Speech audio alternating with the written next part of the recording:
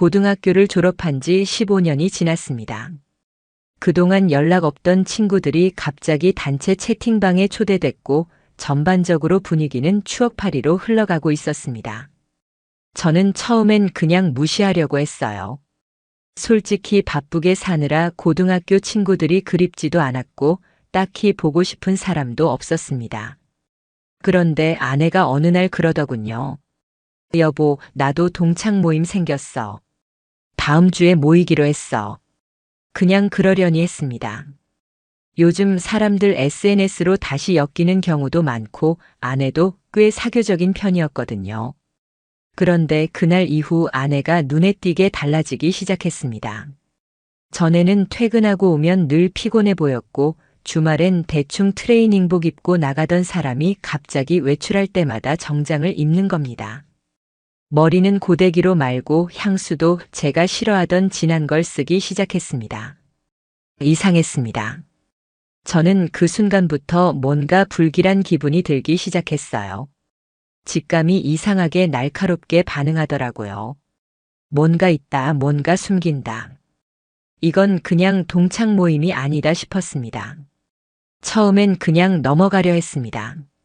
괜히 의심했다가 제가 오히려 이상한 사람이 될 수도 있으니까요. 하지만 그 직감은 틀리지 않았습니다. 어느 날 아내가 외출 후 늦게 들어왔고 술을 마셨다는 핑계를 대며 얼버무렸습니다.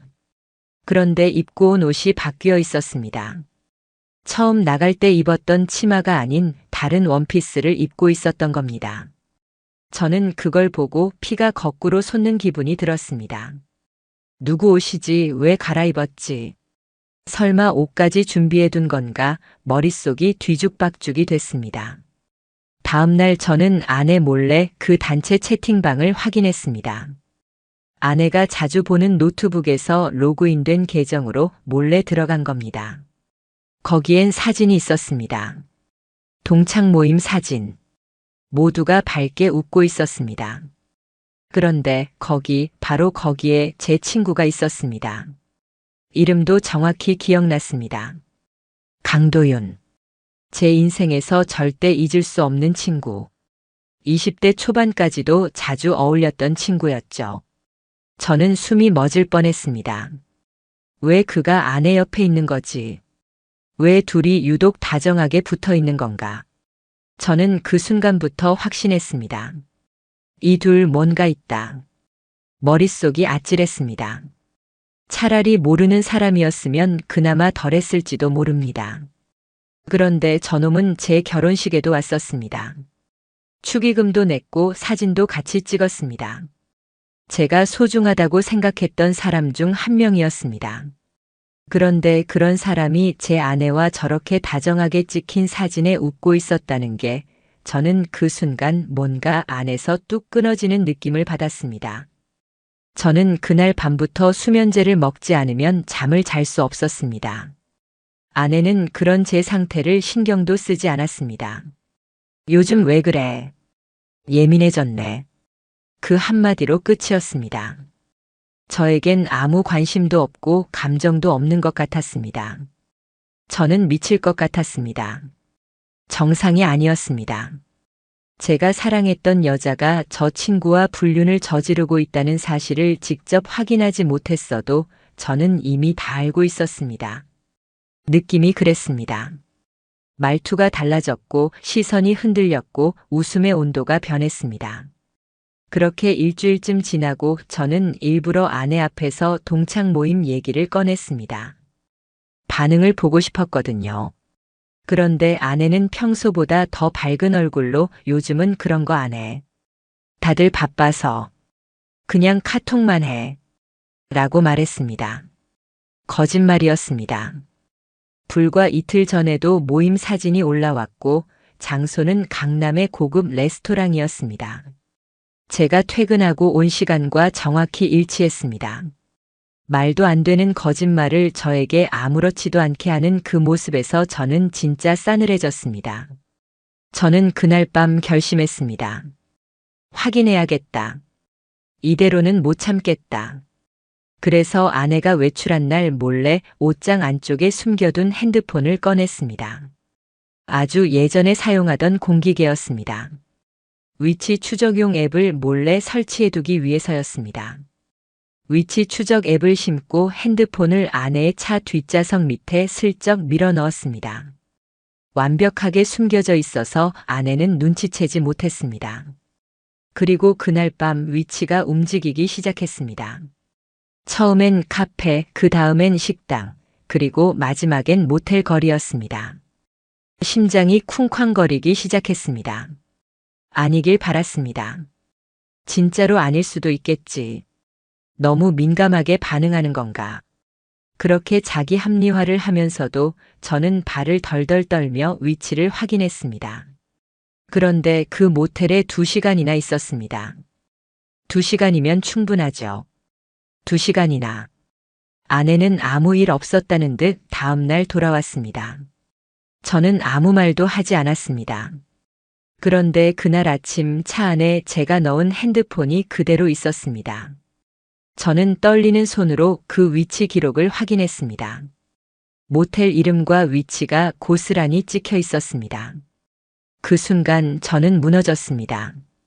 저는 그날 이후 완전히 달라졌습니다. 예전처럼 아내와 농담을 주고받지도 않았고 식탁에 마주 앉아도 말이 없었습니다. 아내는 그런 제 모습을 보며 짜증을 냈습니다. 왜 이렇게 분위기를 망쳐? 무슨 일 있어? 그 말을 듣고 저는 진짜 이 악물었습니다. 들킨 걸 모르고 저렇게 당당할 수가 있을까? 그런 태도조차 얄밉고 화가 치밀어 올랐습니다. 사람이 이토록 뻔뻔할 수 있나 싶었습니다. 내 친구랑 바람이 나면서도 아무 일 없었다는 듯 나를 쳐다보는 그 눈빛. 저는 그날부터 아내를 더 이상 사람으로 볼 수 없었습니다. 그래도 저는 감정을 내지 않았습니다. 참았습니다. 감정적으로 대응하면 모든 게 흐트러질 수 있으니까요. 저는 철저하게 준비하기로 했습니다. 감정을 싸매고 증거를 쌓고 완전히 확실해졌을 때 한 방에 치고 나갈 계획을 세우기 시작했습니다. 먼저 저는 아내의 통화 기록과 메시지 내용을 확인하기 위해 새 핸드폰을 하나 개통했습니다. 그리고 집에 있는 와이파이 공유기 설정을 바꿨습니다. 모든 기기 접속 기록을 볼 수 있도록 로그 기능을 켰고 아내의 휴대폰 IP를 따로 기록해서 활동 패턴을 분석할 수 있도록 했습니다. 그리고 결정적으로 아내가 자주 쓰는 노트북의 브라우저를 체크했습니다. 거기에 최근 방문 기록이 남아 있었는데 그곳엔 아주 익숙한 주소들이 있었습니다.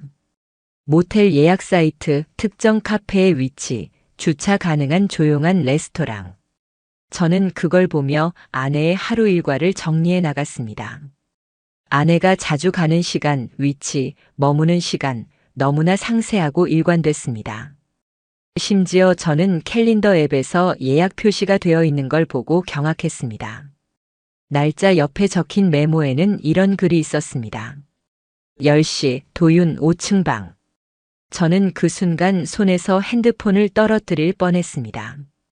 도윤, 제 친구, 그 인간의 이름이 너무나 당당하게 적혀 있었습니다.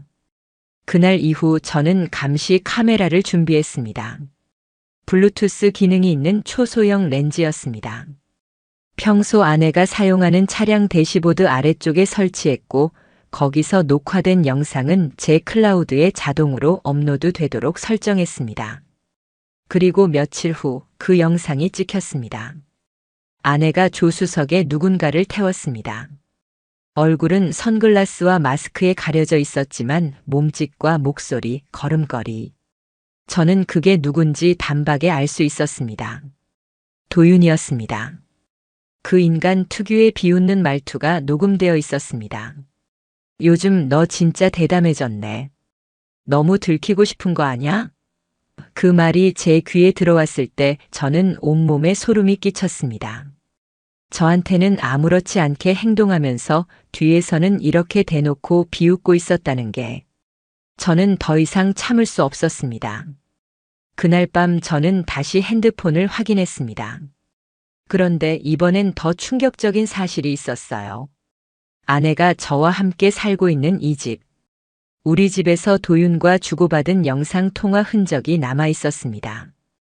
벽지, 식탁, 소파, 그 영상 통화 배경에 전부 우리 집이 나왔습니다. 제가 회사 간 사이에 그 인간이 우리 집에 들어온 겁니다. 저는 심장이 멎는 줄 알았습니다. 제 침대에서 통화한 기록도 있었습니다. 거기까지는 절대 넘어갈 수 없었습니다. 저는 그날부터 집에 있는 모든 가전기기의 기록을 뒤졌습니다. 공기청정기, 냉장고, 조명 시스템, 우리 집은 부분적으로 스마트홈이었기 때문에 기기 작동 기록이 남아 있었습니다. 놀랍게도 제가 없던 날 정오부터 3시까지 집 안 조명이 켜져 있었고 평소 사용하지 않던 침실 공기청정기가 가동된 기록이 있었습니다. 누가 집에 있었던 겁니다. 그 순간 저는 미쳐버릴 뻔했습니다. 이건 단순한 불륜이 아니었습니다. 저를 완전히 조롱하고 깔보고 속이면서 우리 집 안방까지 더럽혔다는 뜻이었습니다. 저는 자존심이고 뭐고 다 박살났습니다. 그날 밤 저는 술을 들이부었습니다. 평소 잘 안 마시던 위스키를 꺼내놓고 혼자 원샷을 했습니다.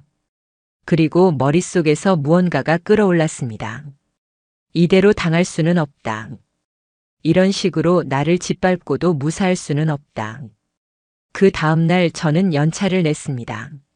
하루 종일 복수 계획을 짰습니다. 제일 먼저 찾아간 곳은 법무법인이었습니다. 이혼하고 싶습니다. 그런데 이건 그냥 단순한 이혼이 아닙니다. 끝까지 갈 겁니다. 변호사에게 모든 증거를 정리해서 보여줬습니다. 사진, 영상, 통화 기록, 메시지 캡처, 위치 기록, 심지어 스마트홈 사용 로그까지. 변호사가 눈을 동그랗게 떴습니다. 이 정도면 완벽하네요. 아내뿐 아니라 상간자한테도 충분히 소송 가능합니다. 저는 바로 위자료 청구와 상간자 소송 준비에 들어갔습니다. 소송 준비가 본격적으로 시작되면서 제 감정은 점점 사라졌습니다. 이건 이제 사랑이나 결혼의 문제가 아니었습니다. 철저한 배신에 대한 복수, 인생을 망가뜨린 인간들에 대한 응징이었습니다. 변호사는 아내에게 이혼 소장을 보낼 준비를 하면서도 저에게 조언을 했습니다. 정서적으로 흔들리지 마세요. 상대방이 감정적으로 나올수록 우리는 유리해집니다. 그 말이 이상하게 저를 다잡아줬습니다. 저는 전처럼 흔들리지 않았고 이제는 증거가 말하게 만들기로 결심했습니다. 한편으로는 도윤에 대한 대응도 필요했습니다. 그 인간은 저에게 친구라고 했던 사람입니다. 저에 대해 너무 많은 걸 알고 있었습니다. 그걸 이용해서 아내에게 접근했을지도 모른다는 생각이 들자 소름이 돋았습니다. 저는 도윤의 회사까지 추적했습니다. 그 인간은 중견 IT 기업에 다니고 있었고 이름만 말해도 아는 회사였습니다. SNS에 올린 사진과 태그로 근무지 위치와 동료 관계도까지 파악했습니다. 저는 그 회사의 인사팀 메일 주소를 알아냈고 사내 익명 제보 시스템도 확인했습니다. 회사 윤리 강령 위반에 해당하는 내용, 직원의 사적 행동이 회사 이미지에 치명적인 영향을 끼치는 경우 내부 조사가 들어갈 수 있다는 걸 확인했습니다. 그날 밤 저는 도윤의 사내 익명 제보 창에 내용과 증거 일부를 올렸습니다. 사진, 메신저 대화 일부. 그가 기혼 여성과 사적인 만남을 지속적으로 가졌다는 명확한 정황. 이름을 쓰지 않았지만 누가 봐도 본인임을 알 수 있게 작성했습니다. 그리고 나서 기다렸습니다. 며칠 후 아내가 갑자기 전보다 더 조심스러워졌습니다. 저를 힐끔거리며 말투가 바뀌었고 괜히 선물도 사오고 집안일도 하기 시작했습니다. 이상했습니다. 이미 들킨 줄 눈치챈 걸까 아니면 도윤 쪽에서 뭔가 문제가 생겼나. 바로 그 다음 날 도윤에게서 메시지가 왔습니다. 오랜만에 보는 번호였습니다. 할 말 있다. 잠깐 볼 수 있을까? 저는 그 순간 피가 거꾸로 솟는 느낌을 받았습니다. 이놈이 이제 와서 뭘 하려고 이러는 거지. 저는 일부러 시간을 미뤘습니다. 바쁘다. 무슨 일인데? 그렇게 쏘아붙이자 도윤이 그제야 자세히 털어놨습니다. 회사 쪽에서 연락 왔다. 내부 조사 들어간다고. 누가 신고했대? 너지? 이 말에 저는 웃음이 나올 뻔했습니다. 들통난 거구나. 이제 시작일 뿐이야. 하지만 저는 아무렇지 않게 대답했습니다. 무슨 소리인지 모르겠다. 내가 무슨 짓을 했는지는 내가 알 바 아니다. 그 말 한마디로 끝냈습니다. 도윤은 초조해졌는지 계속해서 메시지를 보냈습니다. 제발 한 번만 보자고. 저는 만나주지 않았습니다. 그날 이후 도윤의 SNS는 비공개로 전환됐고 동창 모임 단톡방에서도 조용히 나갔습니다. 사람들이 뭔가 이상하다고 눈치채기 시작한 겁니다. 그리고 드디어 아내에게 이혼 소장이 도착했습니다. 그날 저녁 저는 일부러 평소보다 일찍 귀가했습니다. 집에 들어서자마자 아내가 묻더군요. 오늘 무슨 일 있었어? 저는 침착하게 대답했습니다. 있었지. 내 앞으로 소장 하나 갔을 거야. 그 말을 듣자마자 아내는 얼굴이 사색이 됐습니다. 손에 쥐고 있던 핸드폰을 떨어뜨릴 뻔했고 소파에 주저앉았습니다. 그게 뭐야? 소장이라니 무슨 소리야? 저는 봉투 하나를 꺼내 아내 앞에 던졌습니다. 그 안에는 모든 증거가 담긴 인쇄물이 들어 있었습니다. 위치 기록, 영상, 통화 내역, 카카오톡 캡처, 도윤과 함께 찍힌 사진들, 그리고 제가 정리한 타임라인 문서까지. 아내는 서류를 넘기다가 손을 부들부들 떨기 시작했습니다. 얼굴은 하얗게 질렸고 입술은 파르르 떨렸습니다. 말문이 막혔는지 한참을 아무 말도 못하더니 갑자기 울음을 터뜨렸습니다. 저는 눈 하나 깜빡하지 않았습니다. 내가 그렇게 둔해 보였어? 바보처럼 아무것도 모를 것 같았어? 그 말에 아내는 고개를 떨군 채 울먹이며 말했습니다. 미안해. 진짜 미안해. 그 사람은 그냥 잠깐 감정이 흔들린 거였어. 그 순간 저는 참았던 분노가 치밀어 올라서 책상을 쾅 내려쳤습니다. 감정이 흔들렸다고. 그 흔들림이 몇 달이 넘도록 지속됐고 그동안 내 인생은 조롱당했는데 그게 흔들림이었다고. 저는 소리를 지르지도 않았습니다. 차갑게 단호하게 말했습니다. 변명 필요 없어. 변호사가 다 정리했어. 법적으로 끝까지 갈 거니까 그렇게 알아. 아내는 그제야 상황의 심각성을 깨달았는지 엉엉 울며 매달렸습니다. 한 번만 봐줘. 그 사람하고 다 끝났어. 다시 시작할 수 있어. 저는 비웃었습니다. 다시 시작? 다시 시작은 내가 우리 집 침대에 그 인간 데리고 오기 전에 끝났어. 그리고 말했습니다. 그 인간도 곧 연락받을 거야. 직장에서도 조사 중이더라. 너도 각오해. 위자료 청구, 상간자 소송 다 준비돼 있으니까. 아내는 주저앉아 울기만 했습니다. 그 모습을 보고도 저는 아무런 감정이 들지 않았습니다. 그때부터 제 감정은 완전히 죽었습니다. 아내에게 이혼 소장이 전달된 이후 며칠 동안 집안 분위기는 숨막히도록 조용했습니다. 아내는 평소처럼 아침밥을 차리는 척했지만 눈은 충혈되어 있었고 행동 하나하나에 힘이 없었습니다. 그런다고 제가 마음이 약해질 줄 알았던 걸까요? 착각이었습니다. 저는 이미 결정했고 되돌릴 생각은 단일도 없었습니다. 그 주 금요일 저는 변호사 사무실에 다시 방문했습니다. 아내는 소장을 받고도 정식 대응을 하지 않았고 도윤 쪽은 답변서를 미루고 있었습니다. 변호사는 말했습니다. 시간 끌면 끌수록 상대방한테 불리합니다. 우리 입장에서는 오히려 좋아요. 저는 고개를 끄덕였습니다. 그래, 이제 시작이지. 변호사는 상간자 소송도 동시에 진행 중이라고 했고 도윤에게는 이미 내용 증명이 발송됐다고 했습니다. 도윤은 소장을 받고 연락을 했습니다. 변호사가 대신 받아줬고 그쪽은 합의로 끝내면 안 되냐며 애원하듯 말하더랍니다. 밥에 말도 안 되는 소리였습니다. 저는 그 인간의 직장을 무너뜨리고 평판을 망가뜨리고 삶을 뒤집어 엎을 생각이었습니다. 이게 끝이 아니었습니다. 그날 저녁 저는 도윤이 다니는 회사 앞에 찾아갔습니다. 일부러 퇴근 시간을 노렸습니다. 회색 양복에 핸드백을 든 도윤이 건물에서 나오는 걸 봤습니다. 저는 차 안에서 그 모습을 뚫어지게 지켜봤습니다. 도윤은 눈치를 보는 듯 고개를 두리번거렸고 얼굴엔 초조함이 가득했습니다.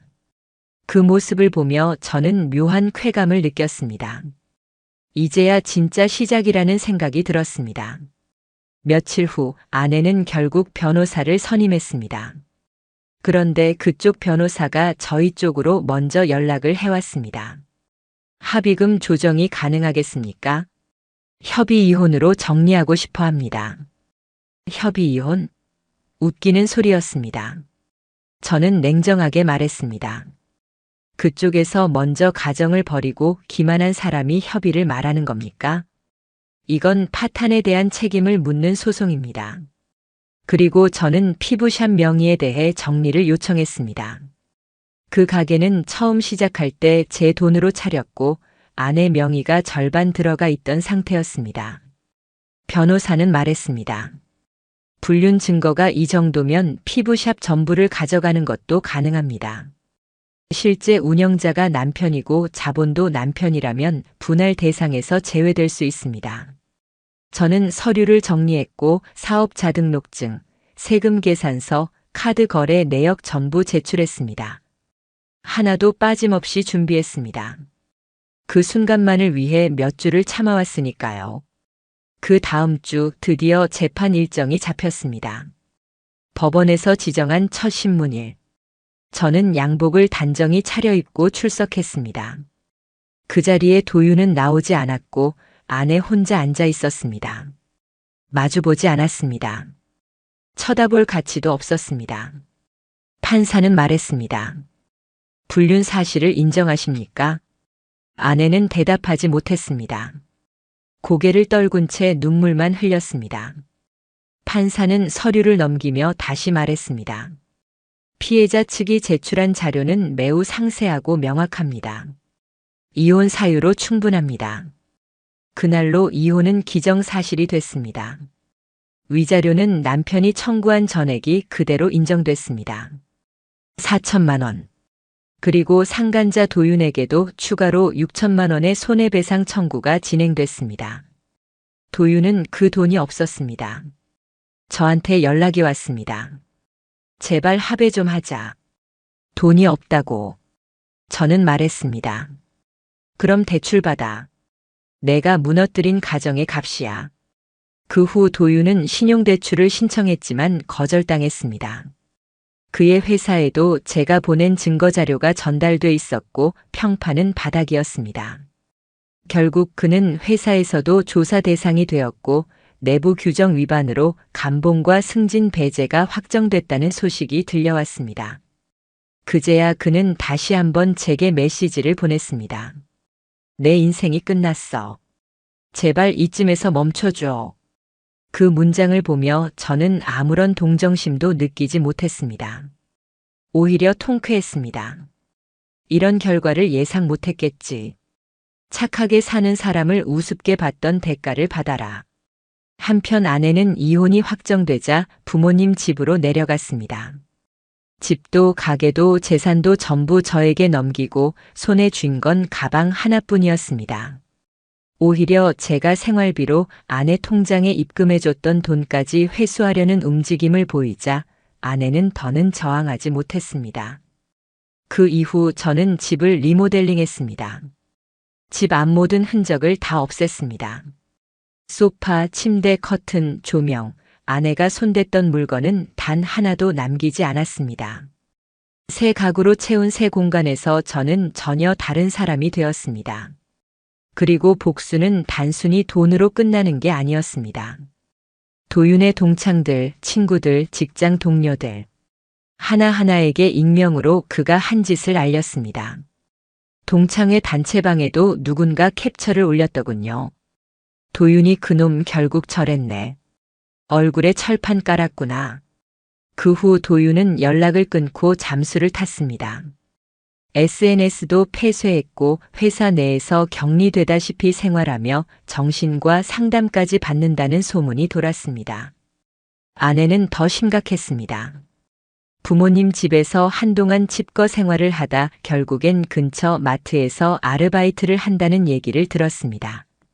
그 모든 일이 끝났을 때 저는 혼자였습니다. 그러나 그 혼자는 결코 외롭지 않았습니다.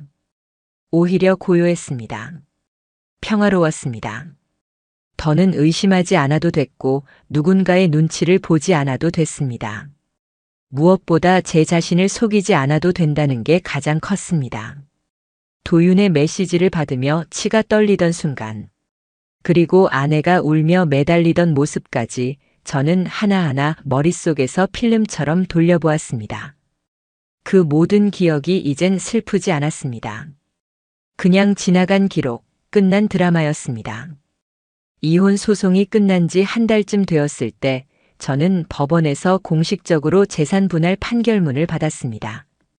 피부샵 100% 제 명의 아내 명의로 된 공동예금 해지 및 전액 회수, 집 소유권 변경 완료. 모든 법적 절차가 깔끔하게 정리됐다는 내용이었습니다. 도윤 쪽은 법원에서 정해준 6천만 원 배상금을 일시불로 지급하지 못했고 결국 분할 상환으로 판결이 내려졌습니다. 매달 130만 원씩 갚아야 했습니다. 그것도 4년 넘게 말입니다. 도윤은 결국 부모님께 손을 벌렸고 그 일로 가족 사이가 크게 틀어졌다는 얘기를 들었습니다. 아내는 계속 연락을 시도했지만 저는 전부 무시했습니다. 편지를 쓰고 메일을 보내고 지인을 통해서까지 접근하려 했지만 단 한 번도 응답하지 않았습니다. 그 모든 감정은 이미 죽었기 때문입니다.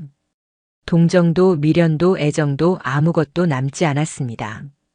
저는 회사에서 이 일에 대해 굳이 떠벌리지 않았습니다.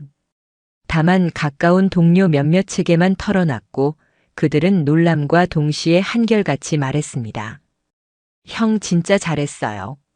그렇게까지 철저히 할 줄은 몰랐어요.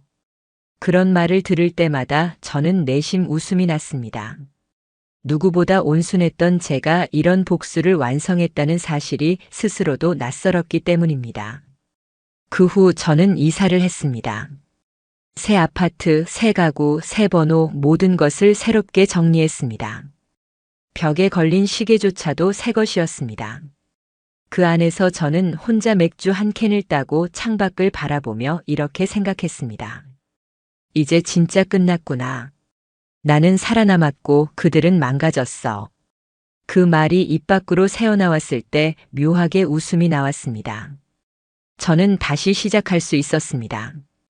더는 속지 않을 자신이 있었고 제 감정을 외면하지 않을 용기도 생겼습니다. 그리고 그 누구도 다시는 저를 무너뜨릴 수 없다는 확신이 생겼습니다. 저는 그 둘에게 분명히 보여줬습니다. 세상엔 참아주는 사람과 당하는 사람이 같은 게 아니라는 걸. 나를 속이고 무너뜨린 대가가 얼마나 클 수 있는지를 말입니다. 그게 제 인생의 마지막 사랑은 아니겠지만 적어도 그 사랑이 얼마나 잔인하게 배신당했는지는 평생 잊지 않을 겁니다. 그리고 그 대가를 받게 만든 복수 또한 절대 잊지 않을 겁니다. 그들의 인생에서 한 사람을 완전히 잘못 건드렸다는 걸 평생 기억하게 만들었으니까요.